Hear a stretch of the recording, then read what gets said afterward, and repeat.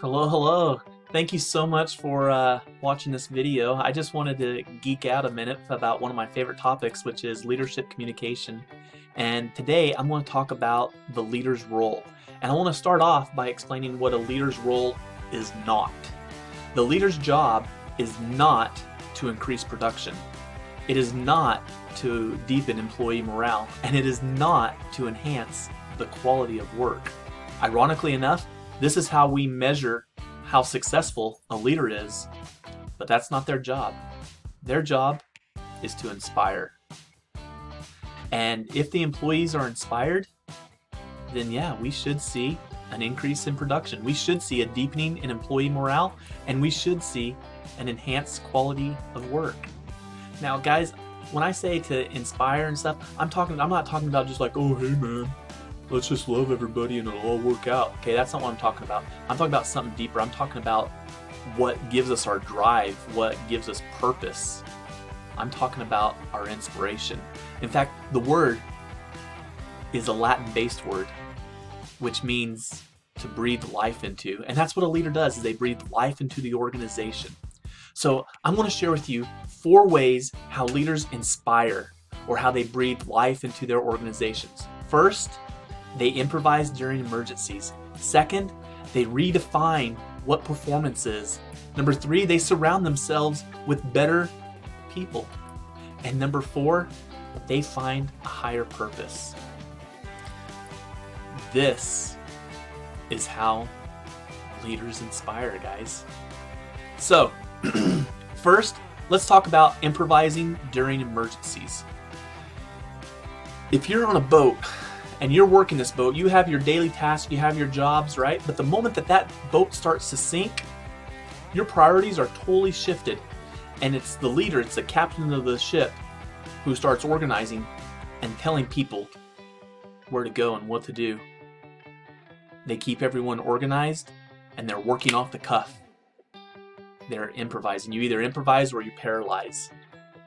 And a true leader is able to make these last-minute game changes in the moment. Now, what about whenever everything is going good? Okay? That's where we can focus on redefining what performance is. Typically, when we promote leaders, we look for high performers, when that's not necessarily what's needed all the time. Sometimes we need somebody who can bring out the best in others. For example, the founder of eBay redefined what it means to do an auction and how to do it successfully. Wikipedia had redefined or changed the way that we look up stuff. I mean, everybody used to have encyclopedias, but you go to anybody's house now and it's kind of be hard pressed to find them. They've kind of become obsolete.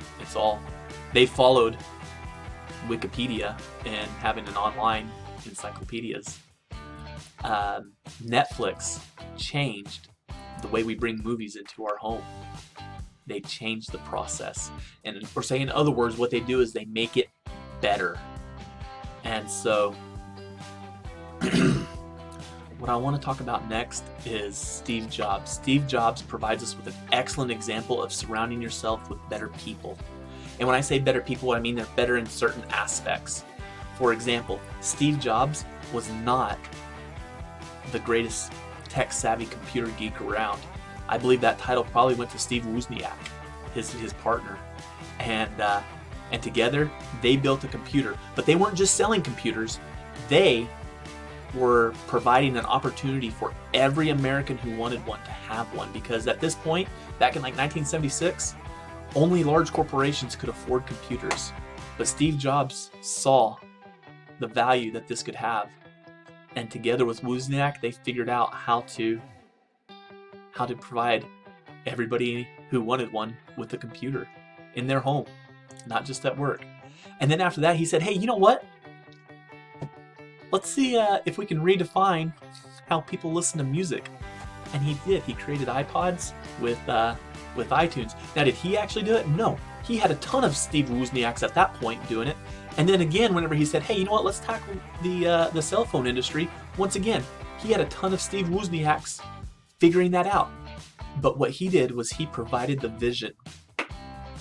So the big point that I'm trying to get at here is that Steve Jobs is really good at inspiring people. Wasn't so strong on the techie side, and he soon realized that he's probably not the best CEO. He's probably not the best numbers guy to run the day-to-day operation of this major corporation now. So for that reason, he hired this guy named John Scully, who is currently the CEO of Pepsi-Cola, a very safe and prestigious company that's going to be around for a long time. He definitely had job security, but he left to join a company that had only been in business for 5 years, making computers. And if they were just a one-hit wonder, and yes, they were doing good at this point, but if they were going to start their stock would drop, nobody knew. It was up in the air. But John Scully said the reason why he left Pepsi-Cola for Macintosh was because of one question that Steve Jobs asked him. He said, "John, do you want to sell sugar water all your life? Or do you want to come with me and change the world?" He figured out how to inspire. And as a result, John Scully came to Macintosh, and together they took Apple Incorporation to the next level. So this actually brings me to my next point, and that is finding a higher purpose. And I'm intentionally keeping this quote of, "Do you want to sell sugar water all your life, or do you want to come with me to change the world?" Because that's what we're trying to do whenever I say find a higher purpose. We are trying to find a more noble cause as to what we're doing. But we're not just cleaning toilets. We're making other people's businesses clean, sanitary, and comfortable for their employees and customers. And the better that they feel, the better the employees will perform, or the more comfortable the customers will feel coming around, and the more successful the business will be. And so in essence, you are helping make other businesses better, and therefore they're able to pay their employees, and those employees can keep feeding their families, right? I mean, have you guys ever been on a road trip and you walk into a bathroom, you say, "You know what, I'm just going to hold it until I get to the next exit"? I mean, I've been in truck stops before where just the cleanliness of the store, I didn't even make it to the bathroom before I made that determination, right? So your role is actually quite vital. Teachers, you're not just teaching times tables and proper punctuation. You're teaching students how to think for themselves, how to learn how to learn. You're teaching them to become critical thinkers, problem solvers, so that they can one day pick up where we left off when it comes to running the world. Truck drivers, you're doing more than just jamming gears and rolling down the road. You're bringing food and products into the homes of families all across America. Guys, when we have a higher purpose, when we have a more noble cause for what we're doing, then we will feel more inspired to improve the process. One of the things I always hated hearing is people say, "I get paid to work from here down," which means not to use my brain. But a true leader inspires others so that they will feel fulfilled and want to make their work better and more effective and more efficient. So this is another way how they inspire. So to recap, today we've talked about 4 ways that leaders inspire. Number 1, they improvise during emergencies. They redefine performance. They surround themselves in areas where they're weak, right? If you need more Steve Wozniaks, then you get more Steve Wozniaks. If you need a John Scully, then you get a John Scully. If you need a Steve Jobs, then you get a Steve Jobs, right? And then last but not least is finding a higher purpose.